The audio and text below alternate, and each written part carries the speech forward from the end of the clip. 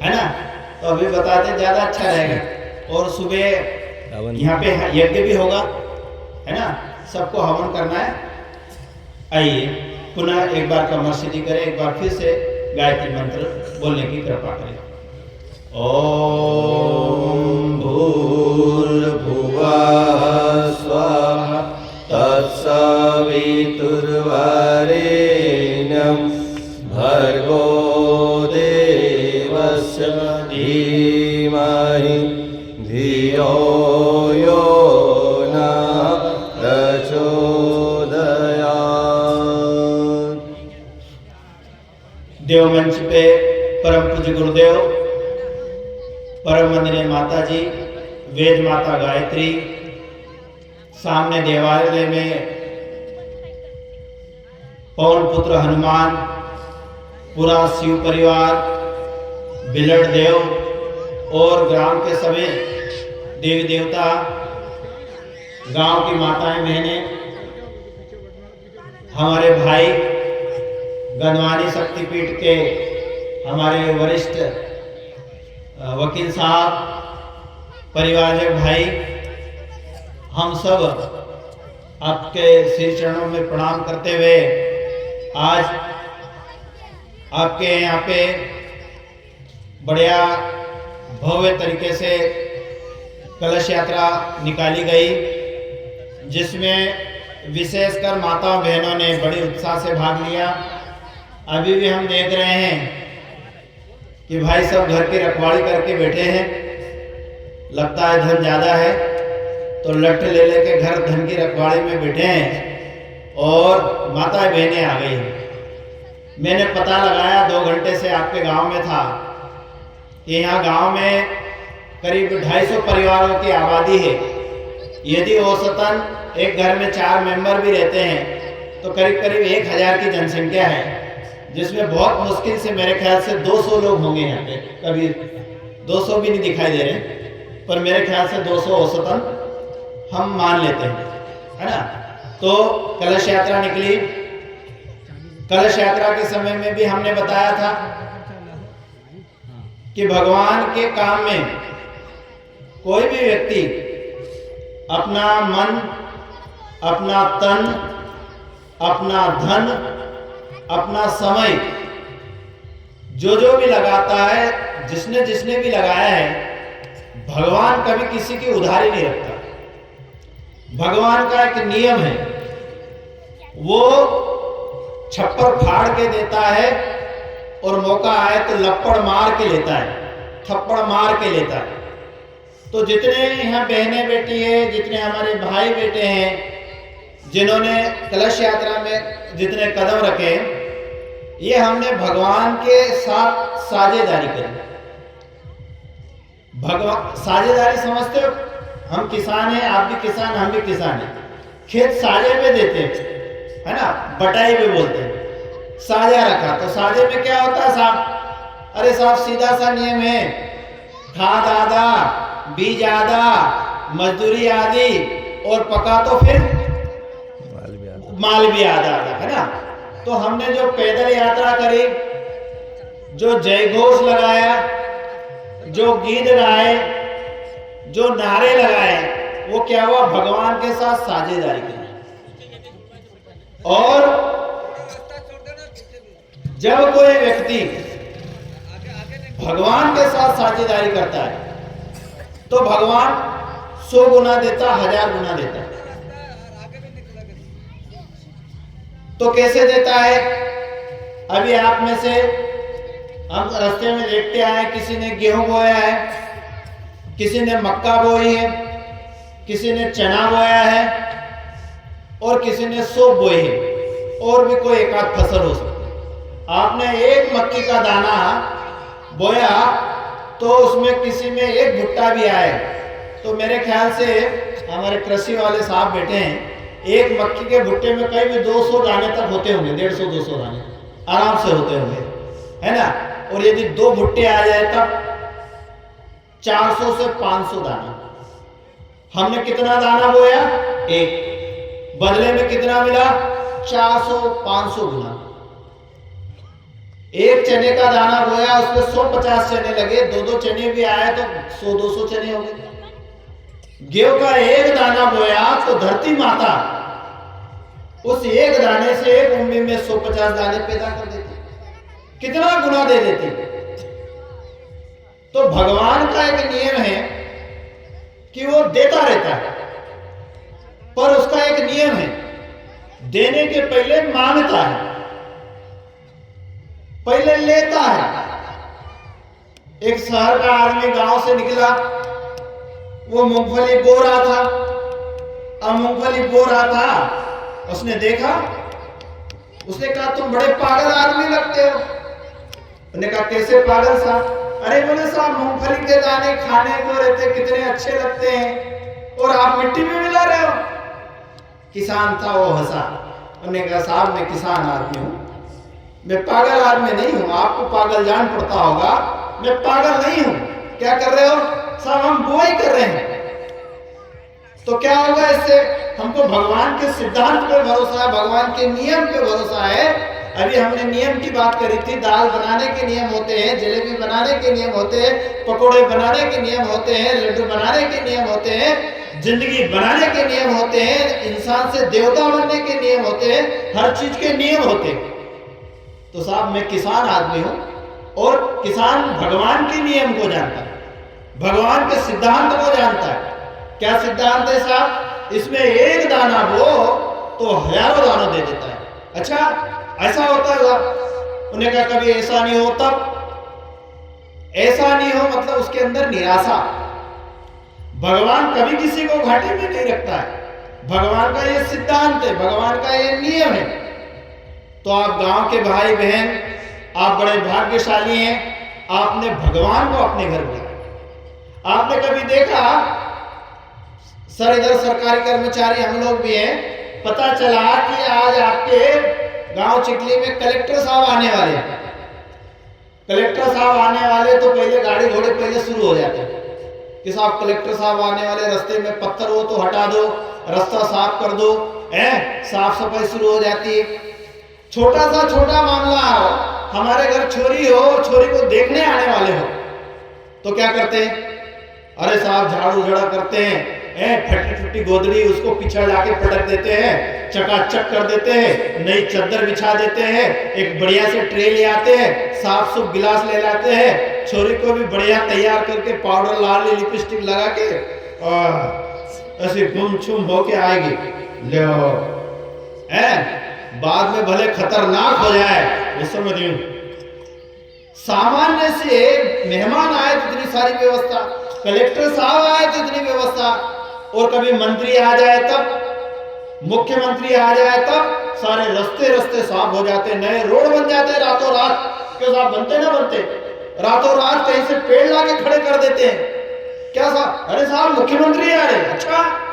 और यदि प्रधानमंत्री आ जाए तो अरे साहब बड़े बड़े हेलीकॉप्टर आसमान में उड़ने लगते हैं, पुलिस के कमांडो आ जाते हैं और रात रात जगते हैं, रात दिन काम चलते हैं। आपने देखा ऐसा? कभी सुना ऐसा?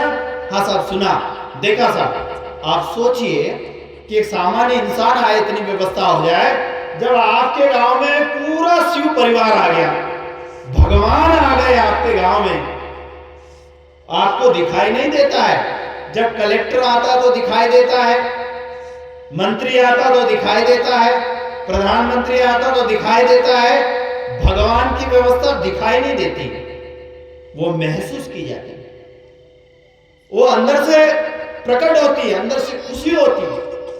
कैसे होती है वो ऐसी होती है, किसी गूंगे आदमी को गुड़ खिला दो और उससे पूछो साहब कैसा लग रहा है, बेचारा बोल नहीं सकता, वो कहेगा उसको मजा आ रहा है गुड़ खा के, पर वो बोल नहीं सकता है, वो बता नहीं सकता है। तो भगवान की कृपा भी ऐसी बरसती है। अभी भाई बता रहे थे, मैं नाम तो नहीं जानता, भाई साहब के बेटे थे, साहब बोले हमारे यहाँ साल भर में जब से ये मंदिर में भगवान की प्रतिष्ठा हुई, बोले 50 से 60, मैं नाम नहीं जानता, इसमें कोई बेटा हो भाई तो बता दे। हाँ ये भाई के यहाँ बेटे थे, कह रहे साहब हमारे गांव में 50 से 60% सुधार हो गया। बताइए साहब कितनी बढ़िया बात हो गई। आज जमाना बिगड़ रहा है, लोग बिगड़ने की बात करी, सुधार हो गया। किससे सुधार हुआ साहब? भगवान से। आदमी किसी से नहीं डरता है, पर भगवान से डर लगता है। इसलिए कहीं भी गलती करते तो कहते हैं भगवान की कसम खा। किसकी? भगवान की। नहीं तो वो क्या करता? सबसे पहले मेरे घरवाले की कसम। मैंने कहा मरेगी दूसरी ले आऊंगा। कसम किसकी खाएगी? घरवाले की।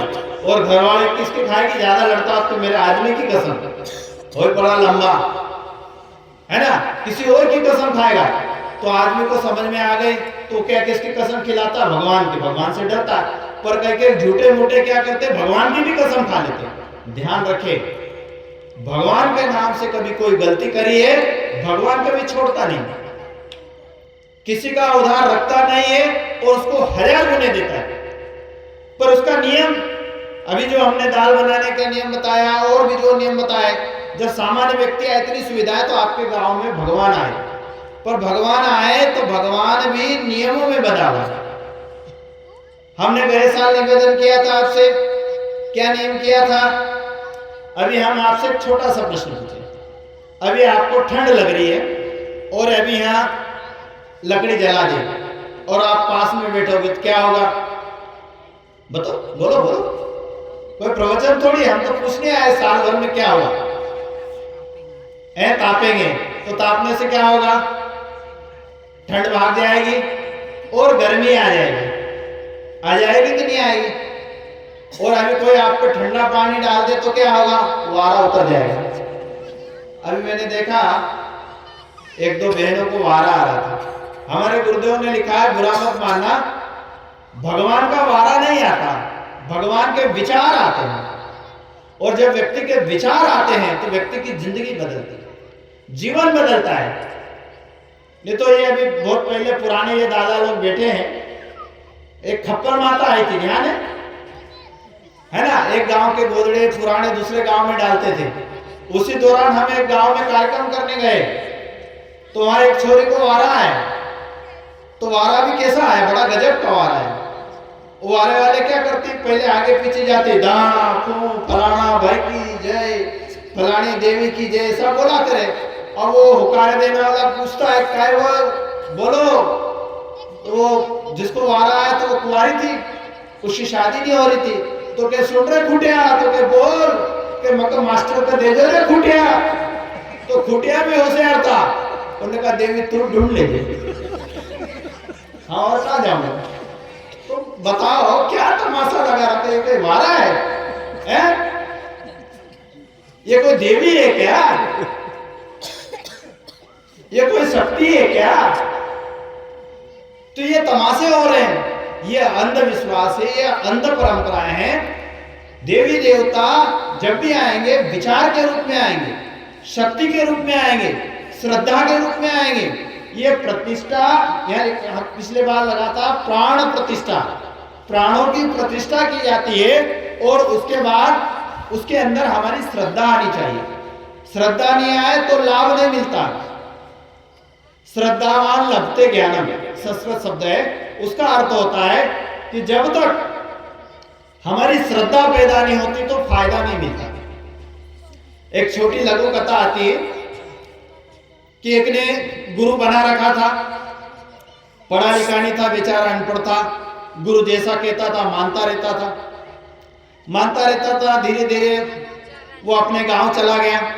गांव चला गया, उसके गुरु ने कहा था कि यदि भगवान का नाम लेके आप कुछ काम करोगे, किसी को कुछ दो तो ठीक हो जाएगा। तो वो क्या करता था, रोज पास के गांव में गुरुजी रहते थे, वो गुरुजी के पांव धोता था, पानी ले आता था और जो भी बीमारी वाले आते थे उनको 2 बूंद वो पानी पिला देता था। किसी का बुखार हो ठीक हो जाता था, बड़ी से बड़ी बीमारियां ठीक होने लगी। धीरे धीरे उसके बाद भीड़ बढ़ने लगी, लाइन लगने लगी, लोग आने लगे। ये खबर गुरु तक पहुंची, वो भी आया, देखने लाइन लगी लंबी 1-1, 2-2 किलोमीटर। उससे पूछा कि भाई तू है तो मेरा चेला, मैंने सिखाया तेरे को, ऐसा क्या कर दिया? तो ने कहा गुरुजी मुझे तो कुछ आता नहीं, मैं तो पढ़ा लिखा आदमी हूं नहीं, मैं तो आपकी सेवा करता रहा, आपके पांव धोए, वो पानी लाया और गुरुजी आपका नाम, भगवान का नाम लेके दे देता हूँ कि भगवान इसकी बीमारी है, तू जरा देख लेना। बस इतना कहता हूँ, मेरे कोई मंत्र आता नहीं, मैंने कोई मंत्र सीखा नहीं। बोले क्या हुआ उससे? सब बीमारियां ठीक होनी। अरे गुरुजी ने कहा मेरे पाँव के पानी से लोग ठीक हो रहे और मेरे पास कोई आ नहीं रहे। अब गुरुजी घर गए। सुबह उसने एक बाल्टा पानी लिया, उसने खूब पाँव में पानी ढोए, पाँव का पूरा मैला निकाल दिया उसने। पानी हो गया थोड़ा बुरा बुरा, लोगों का आओ रे तुम्हारी बीमारी ठीक, तो एक एक गिलास पानी देने लगा, कोई ठीक नहीं हुई। और वही पानी लेके ले जाए शिष्य तो सारे लोग ठीक हो जाए।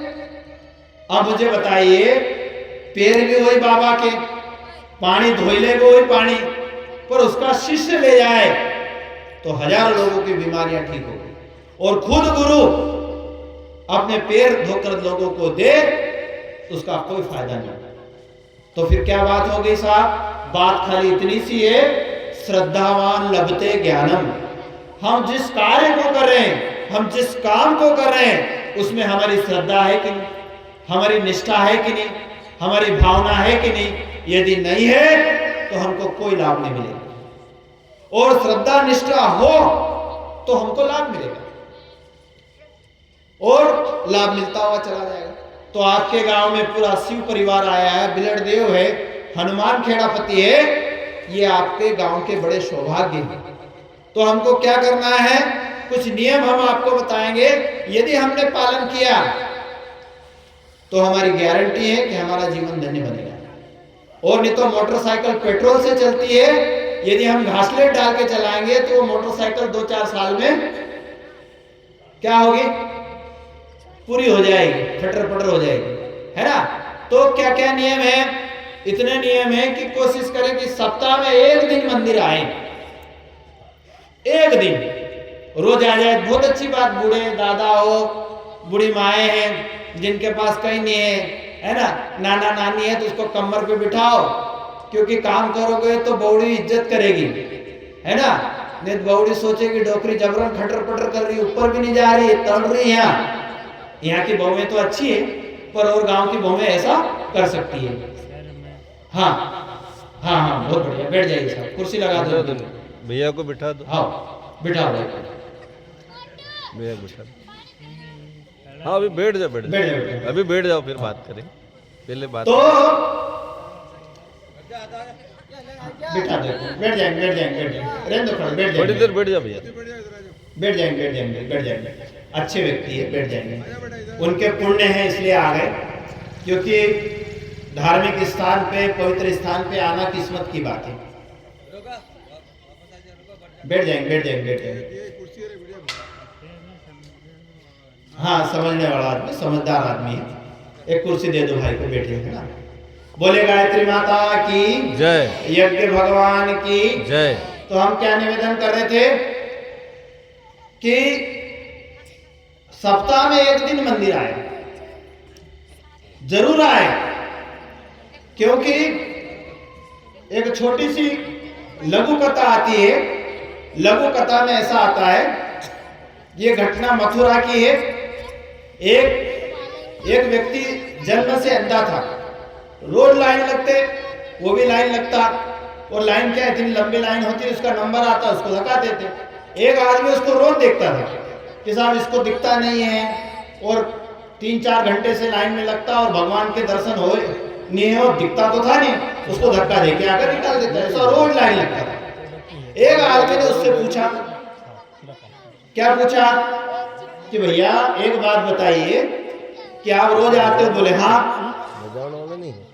क्यों आते हो? उसको आता नहीं सही से। तो बोले साहब हाजिरी भराने आता हूँ। किसके यहाँ? बोले भगवान के यहाँ। तो ने कहा एक बात ये बता कि तू रोज मंदिर आता तो तेरे को दिखता तो नहीं है?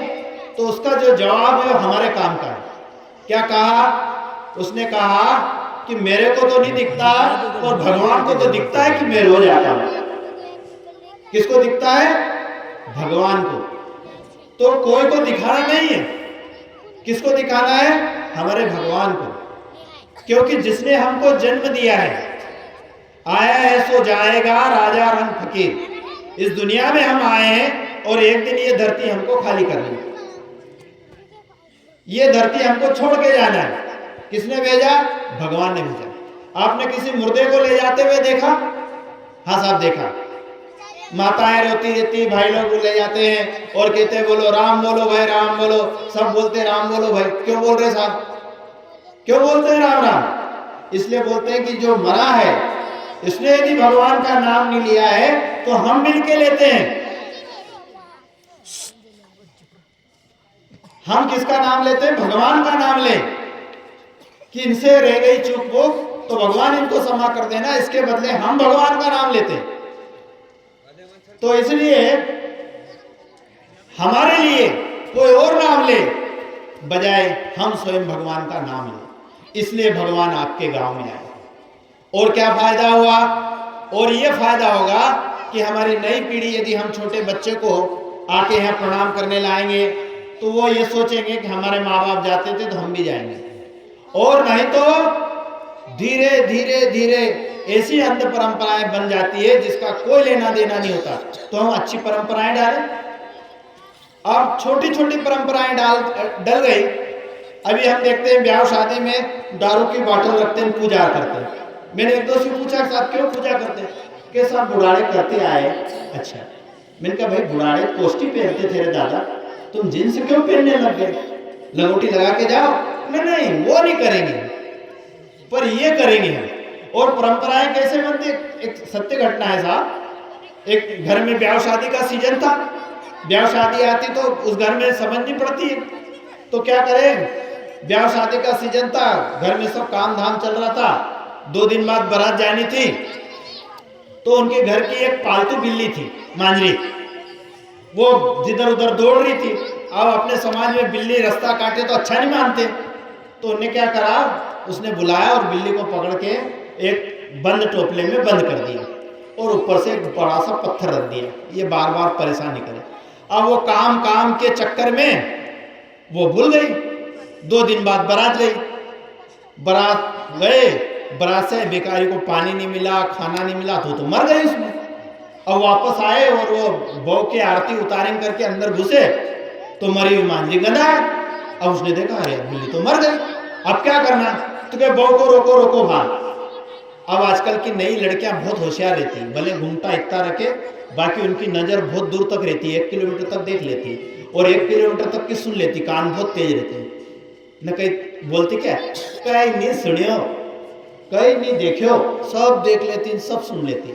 अब वो ध्यान रख रही कि मेरे को रोका क्यों, क्योंकि ऐसा कोई नियम है नहीं। अब उन्होंने कहा रुको रुको, उसको रोक दिया।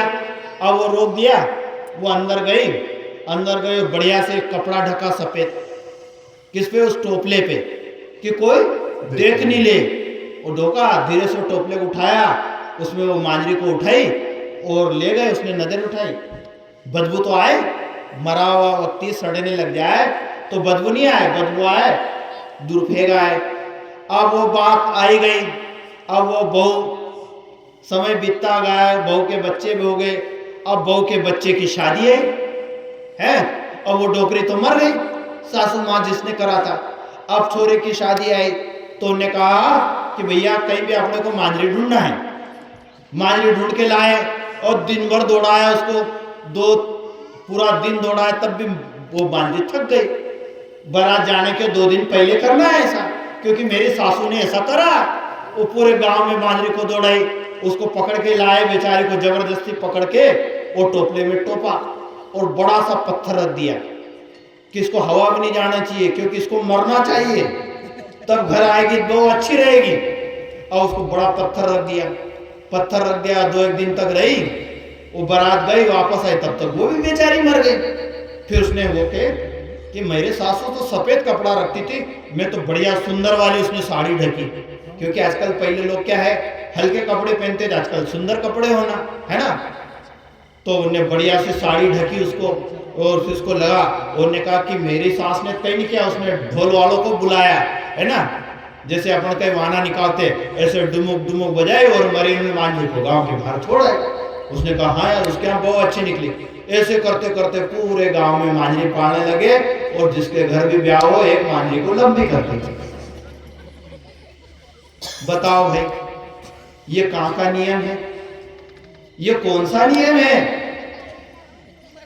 फिर ऐसा जब पूरे गांव में खबर फैली तो एक बुजुर्ग दादा जो 101 साल का जिंदा था, उसको ये तमाशा मालूम हुआ। तो वो आया, उसने कहा भैया तुम ये क्यों गलती कर रहे हो? नहीं, हमारी सासू करती है, ये तो फिर कोई नुकसान हो जाएगा। अरे भैया तुम्हारी सासू कहीं नहीं करती है, तुम्हारी सासू से गलती हुई और वो मांझी मर गई, अब तुमने पूरे गांव में तमाशा कर रखा। तो ऐसी बात है? बोले हाँ साहब ऐसी बात है। तो शुरू में सबने उसका विरोध किया। तो भाइयों बहनों, कुछ अंध परंपराएं ऐसी है जिनका कोई मतलब नहीं है, जिसका कोई लेना देना नहीं है, पर हम मनाते आ रहे हैं, हम करते आ रहे हैं। तो हमको ऐसी अंध परंपराएं बंद करनी है। और आपके गांव में मंदिर आया है तो बच्चों के अंदर संस्कार आए। और संस्कार क्या होते हैं? यहाँ कल यज्ञ होगा, हम गायत्री परिवार से जुड़े हुए, तो हम लोग सब जगह बताते हैं देव संस्कृति के निर्माता यज्ञ पिता और गायत्री माता। अब ये नई गायत्री माता से कहां से आ गए? हनुमान जी है, राम जी है, बिलट देव है, शंकर जी है, ये और नई देविका है। तो जैसे सरकार बनती है तो सरकार बनती है तो उसमें अलग अलग मंत्री होते हैं। कोई शिक्षा मंत्री होता है, कोई गृह मंत्री होता है, कोई स्वास्थ्य मंत्री होता है। तो अलग अलग मंत्री का अलग अलग काम होता है। यदि आपको स्कूल खुलवाना हो तो शिक्षा मंत्री के पास जाइए, आपको रोड बनवानी हो तो परिवहन विभाग के मंत्री के पास जाइए, है ना। आपके यहाँ नहर लाना पानी कमी तो सिंचाई वाले मंत्री के पास जाइए, और आपके गांव में हॉस्पिटल खुलवाना हो तो स्वास्थ्य विभाग के मंत्री के पास जाइए। अच्छा साहब ऐसा है? हाँ, अभी आप यहाँ से गनवानी जाए, वकील साहब की होटल है, अब वकील साहब के होटल पे जाओ और आप कहो कि वकील साहब हमको 4 साड़ियां दे देना, तो वकील साहब ऊपर से नीचे तक देखेंगे, भाई तो सही लग रही, पागल नहीं लग रही, ये होटल है मिर्ची भजे की और यहाँ मांग रही है साड़ी। अब भजे बोले तुरंत पूरी बना के दे दे, पर वहां क्या मांग रही है? साड़ी। और कोई चीज साड़ी की दुकान पे जाए और कहे कि वो वकील साहब के मिर्ची भजे बनते वो दो, तो वो क्या कहेगा? आपको साहब वहाँ होटल पे जाना पड़ेगा, मिर्ची भजी आपको वहाँ होटल में मिलेगा। अच्छा ऐसा है? तो क्यों साहब यहाँ क्यों नहीं मिलेंगे? कहेंगे जी आप गलत दुकान पे आ गए।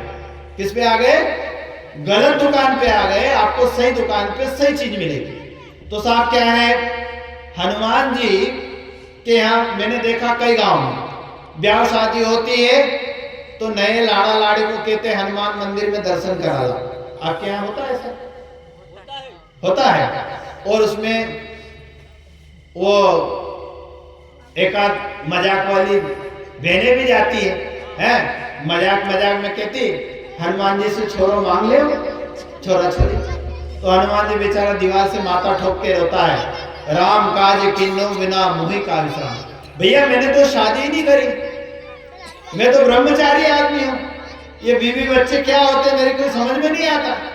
वो कहता साहब आप गलत दुकान पे आ गए, मैं बच्चे नहीं दे सकता हूं। फिर क्या दे सकते हैं? राम काज किन्नु बिना मोहि का विश्राम। मैं भगवान का काम कर सकता हूं, आपको बुद्धि ठीक कर सकता हूं, आपकी कोई संकट और मुसीबत तो मैं दूर कर सकता हूं। अच्छा ऐसी बात है? हाँ साहब ऐसी बात है। तो ऐसे ही गायत्री माता जो है वो सद्बुद्धि की देवी। मंद बुद्धि तो बुद्धि बल पावे, रोगी रोग रहित है जावे। यदि बुद्धि कमजोर है तो बुद्धि बढ़ जाएगी। यदि पढ़ने वाला बच्चा अच्छी परीक्षाओं में पास नहीं हो रहा तो हम गारंटी से आपके साथ दावा करते हैं 3 वाला गायत्री मंत्र का 1 साल जाप करे, गारंटी के साथ वो कक्षा में प्रथम श्रेणी में पास हो। शस्त्र एक, इसका प्रयोग कई तरीके से किया जा सकता है। ये बिजली एक है, बिजली को इसमें कन्वर्ट कर दिया, परिवर्तित कर दिया तो ये आवाज निकाल रही। बिजली को हीटर में लगा दो तो गर्म हवा दे देगा, एसी में लगा दो ठंडा ठंडा करेगा, पंखे से लगा दो तो हवा चलाएगा। ऐसे ही गायत्री मंत्र सद्बुद्धि का मंत्र है और इससे आप जो चाहे सो प्राप्त कर सकते हैं। हम चाहे तो भगवान को प्रकट कर सकते हैं, हम जो चाहे सो कर सकते हैं। ऐसी ढेरों घटनाएं हैं जो हम बता सकते हैं। तो जो पढ़ने वाले बच्चे हैं, जो पढ़ने में कमजोर हैं, वो कम से कम नहीं ज्यादा तो 24 बार गायत्री मंत्र का जप करें। जो पढ़ लिख गए हैं, जिनकी नौकरी नहीं लग रही है, नौकरी की प्रतीक्षा कर रहे हैं, तो कम से कम 1 साल तक नियमित इसकी कुछ शर्तें हैं साहब। जैसे अभी मैंने दाल बनाने का इसीलिए शुरू में बताया कि दाल तो बन जाएगी, जैसे बहनों का बन जाएगी, पर वो आनंद नहीं आएगा। क्यों? क्योंकि नियम का पालन नहीं किया। कब तेल डालना है, कब मसाला डालना है, कितनी देर उसको सेकना है, कितनी देर उसको उबालना है, कब हल्दी डालना है, और आखिरी में धनिया डालना है। नहीं पता चला धनिया पहले डाल दिया, है ना। तो उसके नियम है। क्या नियम है? निश्चित मात्रा, निश्चित स्थान और निश्चित समय। क्या बात हो गई साहब। अब मैं आपको कहूं कि आज तो हमने 10 बजे रोटा खा लिया, दूसरे दिन 2 बजे खाया, तीसरे दिन शाम को खाया, क्या साहब पेट खराब हो गया। क्यों हो गया साहब? नियम का पालन नहीं किया। हमको रोज निश्चित नियम पे खाना खाना चाहिए, निश्चित समय पे सोना चाहिए, निश्चित समय पे जागना चाहिए। इसी प्रकार मंत्र का नियम है कि एक टाइम मान लो कि इस समय हम मंत्र का जप करेंगे, इस समय हम इतने समय बैठेंगे, निश्चित स्थान पे करेंगे। कहीं आना जाना तो बात अलग है। तो जो पढ़ने वाले भाई बहन हैं, जो उनकी अभी परीक्षाएं आने वाले हैं, कम से कम 5 बार गायत्री मंत्र मन ही मन बोले। और यहाँ जितने भाई बहन हैं, विशेषकर माताएं बहनें, जो घर खाना बनाती है, पति शराब पीते हैं, बच्चे सुनते नहीं हैं, बच्चे बिगड़ रहे हैं, तो क्या करें? खाना बनाते बनाते गायत्री मंत्र बोले। गायत्री मंत्र पूरा नहीं आया तो ओम भूर्भुवः बोले, इतना भी नहीं आया तो ओम ओम बोले, रोज बोले, मन मन में बोले। आप देखेंगे, क्योंकि इसमें कोई साइंस के विद्यार्थी हो तो आज हमने जो खाना खाया है उसको ब्लड में, मतलब खून बनने में 45 दिन का टाइम लगता है, 1.5 महीना। आज हमने जो खाना खाया है, वेस्ट तो निकल जाता है दूसरे दिन, पर उसको खून बनने में 45 डेज लगते हैं, 45 दिन में खून बनता है। इसी प्रकार हमने आज जब किया है तो इसको पूरा सर्कलिंग करने में, पूरी ऊर्जा पैदा होने में लगभग 1 साल का समय लगता है। आप 1 साल तक नहीं तो 45 दिन, 1.5 महीना मंत्र का जप करके देखिए, आपके जीवन में परिवर्तन आएगा। इसलिए हम गायत्री परिवार के गांव-गांव जा रहे हैं, गांव-गांव बता रहे हैं। क्यों साहब, आपको क्या फायदा है? हमको भी बहुत फायदा है, पर हम बताएंगे नहीं। बताने वालों को बहुत फायदा है। आपने टीवी में विज्ञापन देखा, पहले इस्तेमाल करें फिर विश्वास करें, फिर कहता है घड़ी सर्फ साबुन। तो वो विज्ञापन एक देर के 1-2 करोड़ रुपए ले लेते हैं, बताने के लेते ना वकील साहब। एक विज्ञापन, 2 से 3 सेकंड का विज्ञापन टीवी वाले बताने के लिए 1-2 करोड़ रुपया ले लेते हैं। तो साहब आपको भी कुछ पैसा मिलता ना? पैसा तो नहीं मिलता साहब। फिर क्या मिलता है? आप जब खुद करेंगे और किसी को बताएंगे तो आपको मालूम पड़ जाएगा। जैसे आपके गांव में कोई, आप में से किसी ने बीमा कराया है? आप में से किसी ने बीमा कराया है साहब? किसने कराया है? किसने कराया? काय का? गाड़ी होन का। मेरे को सुना है लाड़ी होन का बीमा। मैंने कहा पहली बार सुना यार गांव में लाड़ी होन का बीमा होता है। गाड़ी का बीमा, चलो ठीक है। लाड़ी का बीमा करा लो, फायदा है, एक चली जाएगी दूसरी आ जाएगी, टेंशन नहीं, ब्याह का खर्चा नहीं लगेगा। ये तो और फायदे का काम। यदि ऐसा होता है, सबका बीमा होता है साहब। दुकान का बीमा होता है, घर का बीमा होता है, मोटरसाइकिल का बीमा होता है, कार का बीमा होता है, सबका बीमा होता है। बीमा का जो एजेंट होता है वो क्या करता है? आपको बताएगा कि आप मर जाओगे 10 लाख मिलेगा, आप मर जाओगे 20 लाख मिलेगा। ये कभी नहीं बताएगा कि आप जिंदा रहोगे तो क्या मिल जाएगा। क्या बताएगा?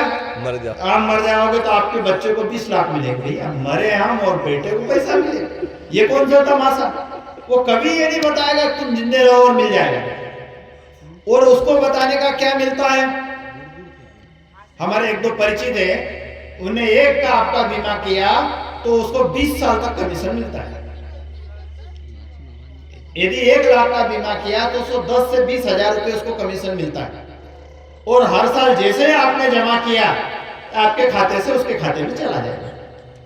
इसलिए वो आपको मरने की बहुत फायदे बताएगा, जिंदे रहने के फायदा नहीं बताएगा। काहे के फायदे बताएगा? मरने के, तुम मर जाओगे तो ये मिलेगा, तुम मर जाओगे तो वो मिलेगा, तुम मर जाओगे तो ये होगा, सब मरने के फायदे बताए और वो उसको बताने का कमीशन मिलता है। तो ऐसा ही हम जो बता रहे हैं कि ये पुण्य मिलेगा, वो पुण्य मिलेगा, तो हमको भी बताने का पुण्य मिलता है। वो क्या मिलता है वो हम आपको भी बाद में मालूम पड़ जाएगा। तो ये क्या है, भगवान के साथ साझेदारी। साझेदारी और साझेदारी मतलब जुड़ना। हमने पहली बार भी बताया था, अब भी बता रहे हैं, गांव की किसी अनपढ़ लड़की की शादी किसी डॉक्टर साहब से हो जाए तो वहां के लोग उसको क्या कहेंगे, डॉक्टरनी भाई। क्यों भैया, इनने कोई बायो पढ़ा है, इनने कोई एमबीबीएस किया है, कोई एमडी किया? नहीं साहब, इसके साथ शादी हो गई, साझा हो गया, जुड़ गए, डॉक्टर साहब हो गए। मास्टर साहब से शादी हो गई, मैडम जी स्कूल गई, बिटलो लगाओ, पर हो क्या गई, मास्टरनी बाई। कभी स्कूल नहीं देखा पर मास्टरनी बाई हो गई, ठीक ठाक दिखती थी, मास्टर साहब को पसंद आ गई, शादी कर ली, मास्टरनी बाई बन गई साहब। किसी सेठ से शादी हो जाए तो क्या हो जाएगी, सेठानी बाई, पूरी तिजोरी की चाबी अपने कमर में लेके ऐसे घूमेगी और सेठ को जैसा कहेगी वैसा सुनेगी, बोलेगी। क्यों जीजी, आप कहते घर वाला सुनता क्या? सुना भाई पे सबका सामने कौन करे, कोई बात नहीं, माता हिला दिया मतलब अपन समझ गए। हमको भी सुनना पड़ता है, हम बेटे हमको सुनना पड़ता। हम यहाँ भले बोल रहे, घर बोल देते तुमको कहीं नहीं आता, हमको कहीं नहीं आता, आप लोग क्या कर रहा है? और हर घर की भाइयों कहते नहीं कहते, हमको तो कहते ही तुमको कहीं नहीं आता, आप लोग बोलते नहीं ऐसा? नहीं बोलते, कह दिया करो कभी, उसको ज्ञान आ जाएगा। जैसे आपने कहा कहीं नहीं आता तो वो फिर पढ़ाई करेगा, ऐसा बोल दिया कर। क्या बोलना, पर देखना हो कहेगा गुस्से वाला, उसको मत बोलना, कल से वो झोड़पा देते हैं महाराज बता गया, मंत्र उल्टा पड़ गया, तो वो भी एक आफत हो जाएगा, है ना। थोड़ा तरे भाव देख के रखना, नहीं तो वो गुस्से में उन्होंने कह दिया कहीं नहीं आता, तो बताओ अभी काहे जाओ, तो ऐसा मत करना, है ना। तो हाँ पुत्रो है ऐसा नहीं बोलना, गुस्से वाला ऐसा बोलना, पुत्रा बोले तो फिर और गुस्सा उसको आ जाएगा। तो गायत्री मंत्र एक ऐसा मंत्र है जिससे जीवन में सद्बुद्धि आती है। महामंत्र जितने जग माही, कोई गायत्री सम नाही। जितने दुनिया में मंत्र हैं, गायत्री के समान कोई मंत्र नहीं। तो साहब इसके नियम क्या है, सुबह नहा धोकर अपने को टाइम हो तो घर में एक पूजा वेदी बना ली, कोई भी भगवान का फोटो रख लिया, 2 मिनट 5 मिनट मंत्र जप लिया और उसके बाद काम करना। आप देखिए साल भर में अपने घर में परिवर्तन हो जाएगा। महामंदिर नहीं है, जिनके घर यहाँ पास में है, दिया बत्ती या अगरबत्ती लेकर आए, यहाँ लगाए, 5-10 मिनट बैठे, हाथ जोड़े और चले गए, फिर अपना दिन भर काम करो। क्योंकि मैं आपको बताऊं कि अपने घर मेहमान आए, है ना, मेहमान आए और एक कमरे में बिठा दिए, बढ़िया खाटली वाटली बिछा के, और ऐसा ये ताला लगाया कि नहीं मंदिर का, ऐसा ताला लगा दिया न, उनको बिठा दिया, ना पानी का पूछा, ना चाय का पूछा, ना 2-3 दिन कोंड के रख दिए, फिर 3 दिन बाद ताला खोल दिया। वो आरती की थाली लाएंगे, क्या भैया बहुत अच्छा करा, हम आपकी आरती उतारेंगे, ऐसा आरती उतारेंगे। ऐसा करेंगे क्या? आपके घर दोबारा आएंगे क्या? आएंगे कि नहीं आएंगे? नहीं जानो भाई, कौन देखे है? तो ऐसा ही भगवान आया है, आपने बुलाया है, हमको किसी ने बुलाया और घर बिना खाए पिए कौन दे, तो हम जाएंगे क्या? जैसे हमको बुलाया था आज भाई लेके बुला के बढ़िया मक्की की रोटी खिलाए, मजा आ गया, आनंद आ गया, हम और आएंगे हैं ना। भूखे भट हमको यहाँ बिठाते थे, दोबारा कौन आता है? तो भगवान आपके यहाँ शिव परिवार है, विकट देव की स्थापना करिए, तो सबको, आपके घर में 5 जन हैं तो एक को एक दिन भेजिए, कुछ नहीं करना है। क्योंकि नहीं तो लोग क्या सोचते हैं, अरे साहब गायत्री परिवार के पांडाल में नहीं जाना क्योंकि दारू छुड़ा देते, मच्छी शिकार, कहीं मत छोड़ना, खूब खाना, आसपास तलाव है खूब धर के लाना, पर मंदिर जाना क्या करना है? मंदिर जाना भगवान की ताकत होगी तो आपको छुड़ा देगा, हमारी कोई ताकत नहीं। तो मंदिर जाना है, हाथ जोड़ना, अगरबत्ती लगाना है ना। और क्या मांगना, हमारे बच्चे पढ़ लिख जाए, हमारे बच्चों की नौकरी लग जाए। आज के समय का सबसे बड़ा धर्म है माता पिता का, बच्चों को पढ़ाइए, बच्चों को स्कूल भेजिए। अभी छोटे छोटे बच्चे हम लोग आ रहे थे गांव में से, जरा से बच्चे, एक मोबाइल और 4 जन इकट्ठे बैठ के इसे देख रहे थे। सब मोबाइल ने आदमी का सत्यानाश करके रख दिया है, सबको बर्बाद कर दिया है। छोरे को कहो कि छोरी को कहो कि सब उसमें मोबाइल में मरे जा रहे हैं। जितना नुकसान मोबाइल ने किया है उतना नुकसान किसी ने किया। हम ऐसा नहीं कहते कि मोबाइल नुकसानदायक, हमारे पास भी मोबाइल है। अभी जितने छोरा छोरी भाग के जा रहे हैं, प्रेम विवाह कर रहे हैं, इसके पीछे कौन है? मोबाइल देवता। नंबर एक बार लिए, फिर इधर दीवार की आड़ में गए, कुटर को करा और फिर वो मैसेज किया, मैं वहां आ रहा हूं, मैं वहां जा रही, हेलो हाय गुड बाय, और लंबे हो गए। क्या मिला साहब? अब भैया ब्याह तो आपका वैसे भी होना है, लड़के का भी होना है ना लड़की का भी होना है। अरे अभी तो गांव में कोई कुआरा है भाई चिखली में, बता दो, जिसका ब्याह निवान 80 साल का हो गया है? कोई नहीं है। देखिए भाई निकल, तो फिर क्यों मरे जा रहे हैं? ज्ञान प्राप्त करें, शिक्षा प्राप्त करें, पढ़ाई लिखाई करें। बेचारे माँ बाप की तो मजबूरी होती है, छोरा अड़ गया, नहीं एक ही आओ करूंगी, क्योंकि यहाँ श्री देवी याद छे न, वो भी कहे मारो हीरो सलमान खान योद छे, एक ही आओ करूं, दूसरों तो कोई पोरिया हाय नहीं तो मरीज जाओ, मरना। क्या हालत समाज की कर रखी। अपने समाज में कभी ऐसे प्रेम विवाह होते नहीं थे। मैं ये नहीं कह रहा हूं कि राजी मर्जी से ब्याह नहीं करना चाहिए, करिए, पर जो गलत तरीका समाज में जा रहा है, गलत संदेश जा रहा है, वो कतई स्वीकार नहीं। हम नई पीढ़ी को क्या देना चाह रहे हैं, हम नई पीढ़ी को क्या बताना चाह रहे हैं? आज के बच्चों में चेहरे पे तेज दिखाई नहीं देता है, ऐसे पिचकाइले पट हो गए, मरेले मठ, जैसे कहीं 60-70 साल के हो गए, शरीर में ताकत नहीं बची है, जवानी नहीं आई, उसके पहले बुढ़ापा आ गया। तो ये हमारे गायत्री परिवार जो है अंध परंपराओं पे कटाक्ष करता है कि बच्चों में संस्कार आए, पहले पढ़ाई लिखाई करें। हमारा शास्त्र कहता है कि पहले 25 साल तक ज्ञान अर्जन करें, 25 साल की उम्र के बाद शादी करें। अभी 12-14 साल के बच्चों की शादी हो जाती है। हाँ, तो माँ बाप को डराते हैं लड़के लड़कियां। अभी 4 दिन पहले की घटना थाने पे आई और छोरी कहती है कि इसने कहा ये तुम्हारी माँ है, बोले मैं नहीं पहचानती। अब बताइए उस माँ को कितनी पीड़ा हुई होगी। हमारा शास्त्र कहता है मातृ देवो भव, पितृ देवो भव, आचार्य देवो भव। माँ क्या होती है वो क्या जान सकती है। 9 महीने तक अपने पेट में उसका पालन पोषण करती है, जन्म देने के बाद अपने लाल खून को सफेद दूध में बदलती है, उसको दूध पिलाती है।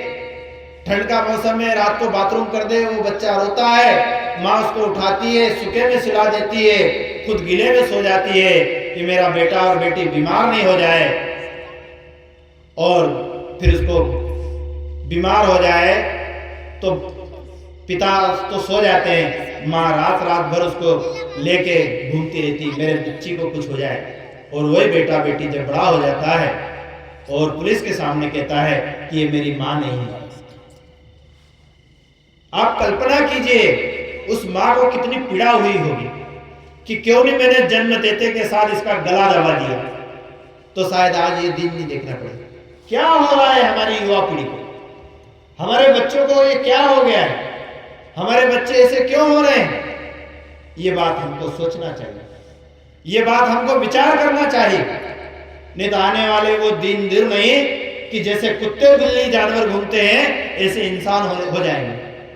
तो हमको मानव जाति को बचाना है, तो ये दायित्व हमारे पे है। इसलिए मंदिरों की प्राण प्रतिष्ठा हर गांव में जरूरी है और मंदिरों में जाना बहुत जरूरी है। मंदिर में दर्शन करने जाइए, अपने छोटे बच्चों को उंगली पकड़ के ले जाइए, मंदिर नहीं जाना तो 2 थप्पड़ लगाइए। यदि आप ये आपने सुधारा नहीं तो वो दिन दूर नहीं कि जब वो बच्चा पुलिस थाने में जाके कहेगा कि ये मेरी मां नहीं है, ये मेरा बाप नहीं है, और संपत्ति आपसे छीनेगा और आप नहीं देंगे तो कहेगा आपने मेरे को पैदा क्यों किया। कई जगह भी आपराधिक घटनाएं घट रही साहब, बाप ने हिस्सा नहीं दिया तो बेटे ने बाप को मार दिया साहब। क्या क्या हालतें हो रही है, ऐसा क्यों हो रहा है? बच्चों के अंदर संस्कार नहीं है। देव संस्कृति के निर्माता यज्ञ पिता गायत्री माता, और एकमात्र दुनिया में गायत्री परिवार ऐसा है जो बच्चों में संस्कार को पौधारोपण करता है। भारतीय संस्कृति में 16 प्रकार के जो संस्कार होते हैं वो गायत्री परिवार करता है। तो ये इसलिए गांव-गांव जाके गायत्री परिवार कार्यक्रम करता है। तो आप लोगों ने बहुत अच्छा काम किया है, मंदिर की प्राण प्रतिष्ठा की, और अच्छा तब लगा कि जब हर साल उत्सव मनाते पूरे गांव के लोग मिलके। बहुत अच्छा काम कर रहे हैं, सब इसमें सहयोग करें, सब इसमें दान दें, क्योंकि हमने ऐसा नहीं किया तो आने वाली पीढ़ी बहुत गड़बड़ हो जाएगी। इसलिए ये अब जो छोटे बच्चे अभी बात कर रहे हैं, सुन नहीं रहे, इसके लिए भी दोषी हम हैं, क्योंकि हम छोटे नहीं थे, छोटे थे तब से हम लोगों ने इनको ऐसी शिक्षा ली या इनको विद्यालय नहीं भेजा। छोटे छोटे स्कूलों में जाके देखिए बच्चों को जैसे कहा वैसे वैसे बैठे रहते हैं, मूर्ति की तरह पुतले की तरह बैठे रहते हैं। तो हम क्या करें, हम बच्चों को डेली मंदिर लाएं, जब भी मंदिर आना रहे उनको हाथ जोड़े, प्रणाम कराए, उनसे अगरबत्ती लगवाए, उनसे कहा लो भगवान की पूजा करो, ऐसा कराए। ऐसा करने से हमारे बच्चों में सुधार होगा, संस्कार आएंगे। दूसरा यह है कि हम भी रोज घर में नहाएं। अभी कई साहब ठंड है, रोज कौन नहाए, 2-3 दिन में नहा ले तो क्या होता है, नहीं है ना, बुखार बीमार हो तो ठीक है ना, हम भी नहाए, हमारे बच्चों को भी नहलाए। जो सनातनी लोग रहते हैं, पूजा पाठी रहते हैं, वही 2 टाइम स्नान करते हैं। शाम को भी पूजा करने के पहले स्नान करते हैं, उसके बाद अपन खेती बाड़ी वाले इतना टाइम नहीं मिलता है तो भी 2 टाइम में से 1 टाइम स्नान करें, भगवान का पूजन भजन करें। ये चीज बच्चे देखेंगे तो हमारे बच्चे सीखेंगे। तिलक लगाए, माता बहनें बिंदी लगाती, भाई लोग तिलक लगाते कैसा, घर में एक छोटी सी कटोरी रखें, उसमें चंदन या कंकु रखे, जब भी घर से बाहर निकले तिलक लगा के निकले। आपने जो भी काम है, छोटे छोटे काम अपने आप सिद्ध होते चले जाएंगे। तो हमको ये काम करना है। सुबह यहाँ यज्ञ होगा, यज्ञ में भी सबको आना है, नहा धो के आना है साहब। कुछ हम लोग उधर लेटे थे तो कुछ बच्चे कह रहे साहब आप तो हवन मानी बटा क्यों, कि अपन तो मच्छी धरना जावा नहीं पाए। मैंने कहा उनको तो पहले आना है, क्योंकि जो बीमार हो उसको डॉक्टर के पास पहले ले जाना है ना। तो क्यों साहब उससे उनका काम बंद हो जाए, नहीं बंद नहीं करना है, आपको हवन करना है। हवन क्या होता है, भगवान को भोजन कराना, भगवान को जिमाना। तो हम भगवान को जिमाएंगे, भगवान हमको जिमाएगा। जैसे हम किसी के घर गए और आपको दाल बाटी लड्डू खिलाए, और है ना, और वो अब आपके गांव में आए तो आप क्या करोगे, आप खिलाओगे कि नहीं खिलाओगे? अरे दाल लड्डू नहीं खिलाओगे, दाल रोटी खिलाओगे कि नहीं खिलाओगे? खिलाएंगे। अरे साहब हम खा के आए तो हमको खिलाना पड़ेगा, है ना। तो अभी यज्ञ में क्या होगा, हम भगवान को भोजन कराएंगे तो भगवान भी हमको देगा कुछ ना कुछ, क्योंकि भगवान कभी उधार नहीं रखता किसी का भी। तो हमको यहाँ सबको यहाँ यज्ञ करने आना है। सुबह यहाँ यज्ञ होगा, यज्ञ में आहुतियां डालना है, सबको डालना है, बारी बारी से आना है। ये जितनी माताएं बहनें हैं, आपके यहाँ से भाई साहब दिख नहीं रहे तो उसको लड़ झगड़ के लाना है। कभी गुस्सा होते कि नहीं, गुस्सा होना है, सुबह से मुंह फुला लेना, चाय देना नहीं देना, गर्म आदमी थोड़ा ध्यान रखना, है ना। और वैसे हो तो आपके हिसाब से टेकल करना, आप लोग मालूम हो कि कैसा है भाई हमारे यहाँ का, है ना। उन्होंने कहा तुम हमारा साथ हवन में चलो तो सब मिल गए, उसको जबरदस्ती लाना, यह हवन पे बिठाना, है ना। तो हमारे घर की उन्नति, जो भी गायत्री यज्ञ करता है, जो भी गायत्री मंत्र का जप करता है, वो कभी गरीब नहीं रहता, उसके यहाँ कभी बीमारियां नहीं होती, अभी कुछ बीमारियां तो होगी हमारी कुछ गलती से हुई या कुछ लापरवाही से हुई या कोई पिछले जन्मों के प्रारब्धों से हुई तो होगी, फिर भी बड़े बड़े संकट होंगे वो टल जाएंगे। तो इसलिए उनको यहाँ लाइए, यज्ञ कराइए, है ना। यज्ञ में संस्कार होंगे। भाई साहब से निवेदन करूंगा कि जो संस्कार होते हैं कल या जो होंगे उनको बता दे। फिर आप, ठंड भी लग रही है, माता बहने बाकी तिरछे पाँव भी कर रहे हैं, बच्चे भी सो गए, ठंड भी बढ़ रही है, दिन में आज कलश यात्रा में भी चले, कल सुबह यज्ञ होगा, फिर कल शाम को और अपन चर्चा करेंगे और फिर परसों दिन पूर्णाहुति और भंडारा होगा। मैं पंडित जी से निवेदन करूंगा कि संस्कार के बारे में बता दे, फिर हम लोग जो है आज की बात यहाँ 5 से 10 मिनट बाद हम समाप्त करेंगे। ओम शांति शांति शांति। बहुत बहुत धन्यवाद सर, बहुत अच्छी बातें बता दी है। देखो अभी प्रयागराज में पिछले साल कुंभ का मेला लगा था और वहाँ पर त्रिवेणी संगम है। ऐसा कहते हैं कि वह 3 नदियाँ मिलती है। कौन कौन गया था कुंभ में नहाने? प्रयागराज गए थे यहाँ से कोई? कुंभ के मेला बहुत लंबे समय बाद आता है, 12 साल के बाद, लेकिन जो योग प्रयागराज में बना था वो 121 साल बाद आएगा, जो पिछले साल था जनवरी में, और वो 121 साल बाद ऐसा नंबर लगेगा। तो त्रिवेणी संगम, 2 बातें हमारे सर ने बता दी, यज्ञ और गायत्री। तो तीसरा है संस्कार। गायत्री परिवार 3 चीजों को लेकर काम करता है कि आपने खेत में बीज बोया, बीज बोने के बाद उसका परिणाम क्या है, तो उसका नाम है संस्कार। जो उपलब्धि हो संस्कार, कि बच्चे अच्छे बन गए। तो हमारे ऋषियों ने कहा है कि हमारी संस्कृति में 16 प्रकार के संस्कार होते हैं। संस्कार क्या होते हैं? आपने देखा होगा खेत में कोई बाकी टेढ़ी लकड़ी हो तो वो कोई काम की नहीं ऐसे अपनी नजर में, लेकिन उसी बाकी टेढ़ी लकड़ी को यदि किसी सुतार को दे दो तो सुतार क्या करता है?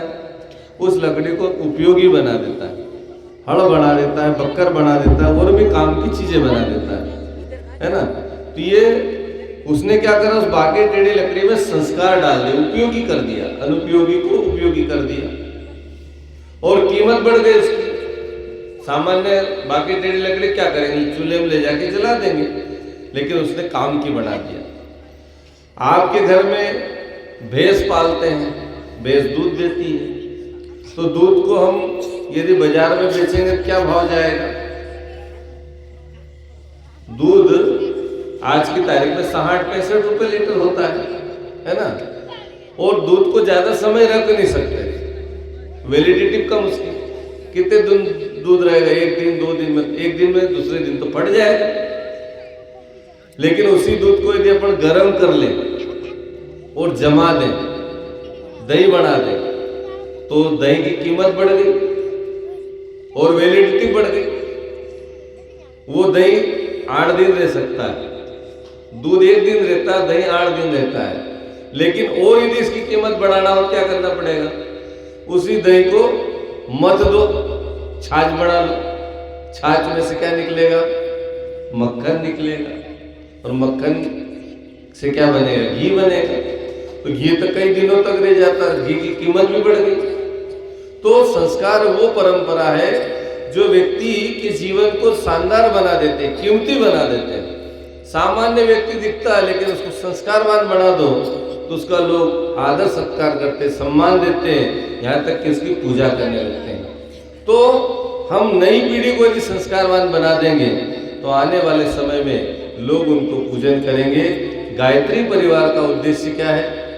प्रवचन देना, कथा करना, हवन कराना नहीं। गायत्री परिवार का उद्देश्य है मानव में देवत्व का जागरण, धरती पर स्वर्ग का अवतरण। मनुष्य को हम देवता बना देंगे, वो इस धरती को स्वर्ग बनाएंगे। ये गायत्री परिवार का उद्देश्य है।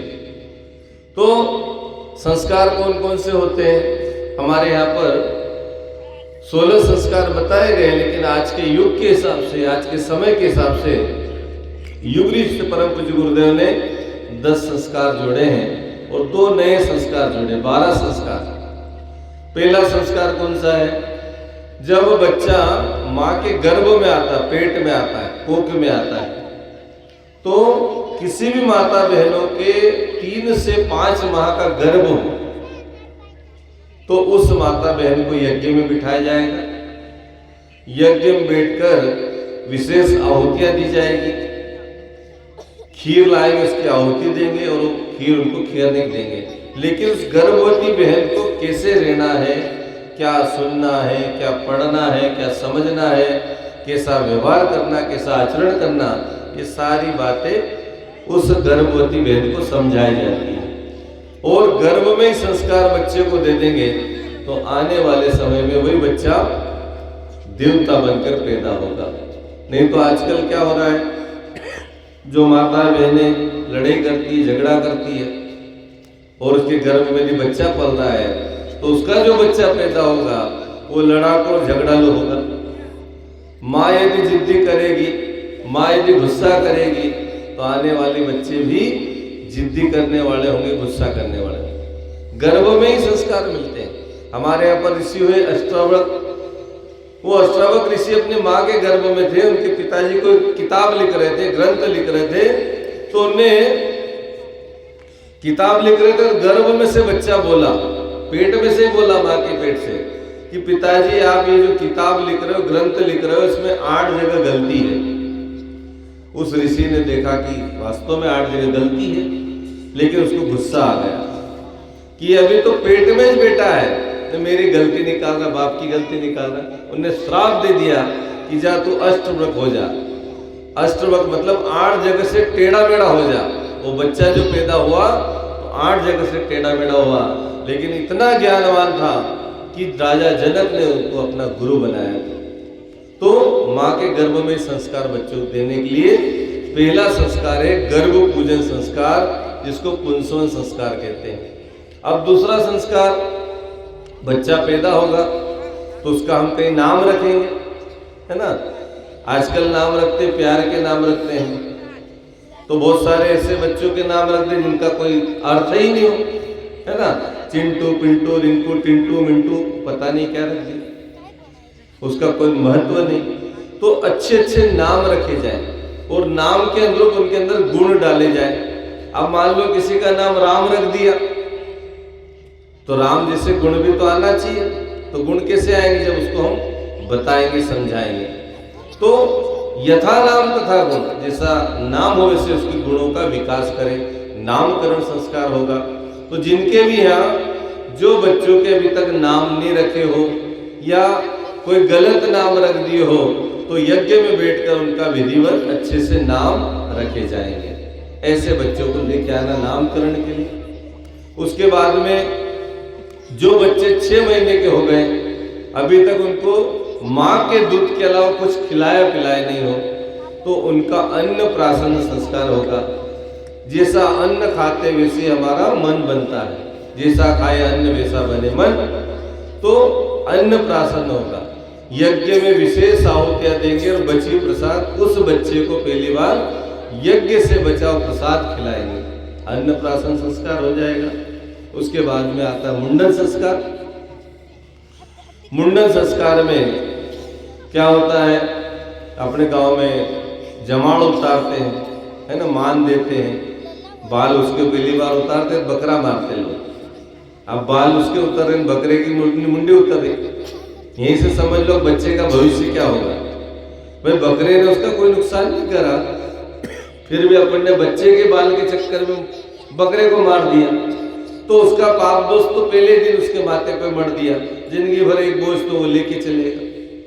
भाई जीव हत्या करना तो पाप है ना, क्यों करें उसको, और उस बच्चे के नाम से क्यों करें, बेचारा अभी उसको तो पता भी नहीं है कि मेरे नाम से कोई बकरा मार रहा है। तो हमारी संस्कृति में कहा गया है यज्ञ में बिठाकर उसका विधिवत पूजन करके उसके बाल उतार दो। भगवान कोई चीज खाता पीता नहीं है, अभी तक किसी ने भगवान को बकरा खाते देखा क्या? नहीं। फिर कौन खाता है? वो सब मेजबान इकट्ठे होते हुए खा जाते हैं और नाम भगवान का हो जाता है कि मान में गया था तो भगवान का बकरो दियो, तो भगवान ने तो खाया, पुड़ खाया, पिकअप भरी जो गया तो वही निपटे आए, नाम भगवान को ही हो। तो बच्चे का मुंडन संस्कार होगा। जिन बच्चों के 1 साल के हो गए हो, तीसरा साल चल रहा हो, ऐसे बच्चों का यहाँ पर मुंडन होगा, मान उतारी जाएगी। उसके बाद में मुंडन के बाद में आता है विद्यारंभ। जो स्कूल जाते हैं बच्चे, आजकल हम इंग्लिश मीडियम में पढ़ा रहे हैं बच्चों को, तो सभी इंग्लिश सीख गए, पर इंग्लिश सीख गए तो वो बड़ों का आदर करना भूल गए, न तो कोई प्रणाम करता है न पैर छूता है। वो तो अब अपन इंग्लिश में क्या सिखाते हैं, घर से जाए टाटा, बाय बाय, हेलो, हाय। अब ये संस्कार दे रहे हैं तो बड़े होके फिर अपने को घर से निकाल देंगे, कहते टाटा जाओ, टाटा मतलब जाओ। आजकल यही हो रहा है, बच्चे पढ़े लिखे हैं, नौकरी में आ गए, बड़े बड़े पदों पे आ गए, वो अपने माँ बाप को वृद्धाश्रम में छोड़ रहे हैं। तो बच्चों को अच्छे संस्कार देना हो तो विद्यारंभ संस्कार। हमारे यहाँ पर बच्चे को पहली बार कुछ लिखना और बोलना सिखाते थे तो पट्टी में क्या लिखते थे, ओम। भगवान का सबसे अच्छा नाम क्या है, ओम। किसी भी मंत्र के आगे क्या लगाते, ओम, परमात्मा का नाम है। तो बच्चे को पट्टी में ओम लिखाएंगे, फिर उस पर लिखेंगे भूर्भुवस्व, मतलब पहले तो भगवान से जुड़ और फिर क्या कर, मेहनत कर। आज आदमी फ्री में पाना चाहता, फोकट में पाना चाहता है, तो भगवान फोकट में नहीं देता, मेहनत करने वालों को देता है। तो हम जो है बच्चों को विद्यारंभ संस्कार के माध्यम से उसके अंदर मेहनत करने के भाव, उसको मेहनती बनाए, पुरुषार्थी बनाए, भगवान से जोड़े। व्यक्ति सनातन धर्म से न जुड़े, भगवान से न जुड़े तो उसकी जिंदगी बेकार हो जाएगी। आजकल की पीढ़ी भगवान को नहीं मानती, मंदिर जाना नहीं, फिल्म देखने के लिए लाइन लग जाती है, लेकिन मंदिर जाने वालों की लाइन का लगी। तो बच्चों को विद्यारंभ संस्कार के माध्यम से ईश्वर से जोड़कर श्रेष्ठ बुद्धि, ज्ञान ऐसी विद्या हमको दी जाती है।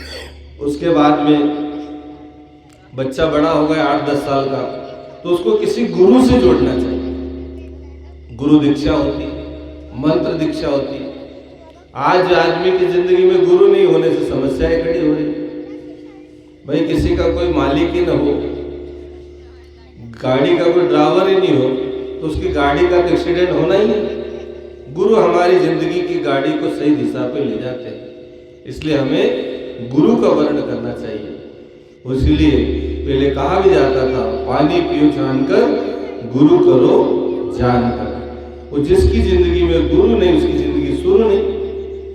तो हमें गुरु से जुड़ना चाहिए। और गुरु के बारे में बहुत सारी अपनी अपनी मान्यताएं हैं, और गुरु ज्ञानी होना चाहिए, गुरु तपस्वी होना चाहिए, और गुरु दानी होना चाहिए। जो देने वाला हो, लेने वाला भला नहीं कर सकता। आजकल दीक्षा के नाम पर भी लोग पैसे ले लेते हैं, तो वो खुद ही मांग रहा था, हमको देगा क्या। गुरु दानी होता है, गुरु तपस्वी होता है, और गुरु ज्ञानी होता है। 3 गुण गुरु के अंदर बताए हैं। तो गुरु मंत्र की दीक्षा उसको दिलाए, और ये 8 से 10 साल में हो जाना चाहिए। और यदि नहीं हुई तो उसकी जिंदगी बेकार हो जाएगी, क्योंकि उसको भटकाने वाले मिल जाएंगे, गलत रास्ते में उसको ले जाएंगे, और जिंदगी खराब हो जाएगी। आगे फिर विवाह संस्कार होता है, शादी होती है।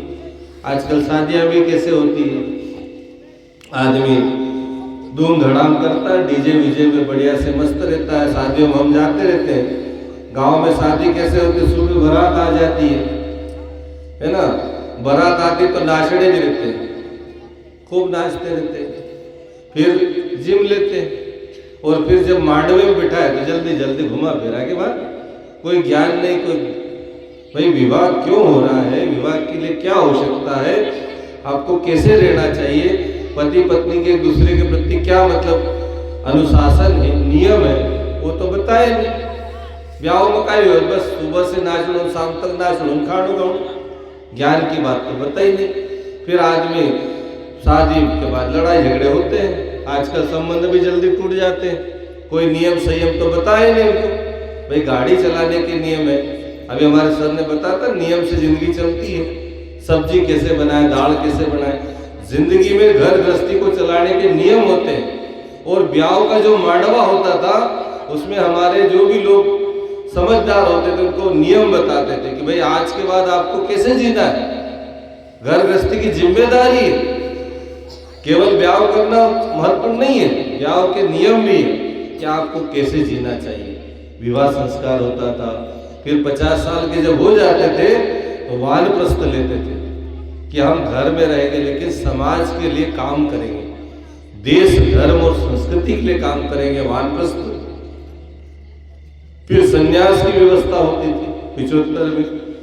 और आत्म उन्नति, आत्म कल्याण के लिए आदमी जब मर जाता था फिर उसका अंत्येष्टि संस्कार होता था, विधिवत अग्नि को समर्पित करते थे। अभी तो आदमी गए, इकट्ठे हुए, झट झट लकड़ी जमाई और जला के भाग आए। पता ही नहीं भाई वो आदमी दुनिया में इतना साल जिया, उसका कोई महत्व ही नहीं। सारे विधान थे उसके, सारे नियम थे, लेकिन वो भी हम छोड़ते चले जा रहे हैं। और उसके बाद में 10 दिन पूरे होने के बाद दशा कर्म होता था, विधिवत उसका पिंड दान तर्पण होता था, और फिर 12वां होता था उसका। तो ये सारे संस्कारों की कड़ी जो थी, इस प्रकार से समाज में संस्कार जब आते थे तो आदमी की जिंदगी शानदार हो जाती थी, आदमी का जीवन धन्य हो जाता था। लेकिन संस्कार विहीन संतान और आने वाली पीढ़ी किस दिशा में जाएगी, जिसका कोई नियम ही नहीं है। तो इसलिए समाज में संस्कारों की बड़ी आवश्यकता है। जिन भी माता बहनों को 3 से 5 माह का गर्भ हो तो कल यहाँ पर लेके आना, उनको 1 कटोरी खीर घर से लेके आना, यहाँ यज्ञ होगा और विधिवत उनको समझाएंगे। जिनके भी ऐसा काम हो बताना। जिनके बच्चों का नाम नहीं रखा उनके नामकरण होंगे। जिन बच्चों को 6 महीने हो गए उनको अन्नप्राशन संस्कार कराएंगे, पहली बार उनको भोजन कराएंगे, यज्ञ से बचा प्रसाद खिलाएंगे। जिन बच्चों का मुंडन करवाना मुंडन के लिए लेके आए। जिनका विद्यारंभ स्कूल नहीं जा रहे हो या जो बच्चे स्कूल भी जा रहे हो, पहली से लेकर कॉलेज तक उन सारे बच्चों को भी यहाँ बुला लेना। कल रविवार भी है, छुट्टी भी है, तो उनका विद्यारंभ संस्कार होगा। उनको बताएंगे भाई विद्यार्थी जीवन में क्या क्या नियम पालना चाहिए जिससे जिंदगी अच्छी बने। तो ऐसे सारे संस्कार कल यज्ञ में होंगे। और परसों होगा दीक्षा, गुरु से जोड़ा जाएगा। इस कार्यक्रम की उपलब्धि क्या कि हम गुरु से जुड़े। गुरु कोई व्यक्ति नहीं होता, गुरु एक शक्ति होती, चेतना होती, उनसे आपको जोड़ा जाएगा। तो ये सारे काम होंगे। एक काम और होगा, कल हवन होगा, तो ज्यादा से ज्यादा जोड़े तैयार करना है, जोड़े से हवन पे बैठना है। अभी बहनें तो आ गई है, कल हवन पे कौन कौन आएगा जरा हाथ उठाओ। जोड़ा सा हवन में बैठनो छे, जोड़ो होगा कि हाँ, घर वाला न कम लेना होगा, है नहीं।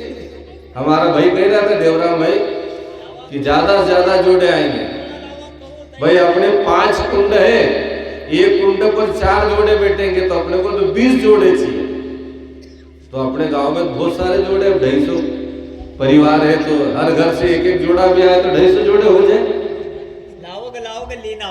लेना होगा नहीं। हाँ, अच्छा ये बताओ भाई कितना बजे आऊँ से कल समाप्त हो रहा है टाइम। कार्यक्रम टाइम बताइए बस। आज 8 बजे बोला तो 8:30 बजे आए।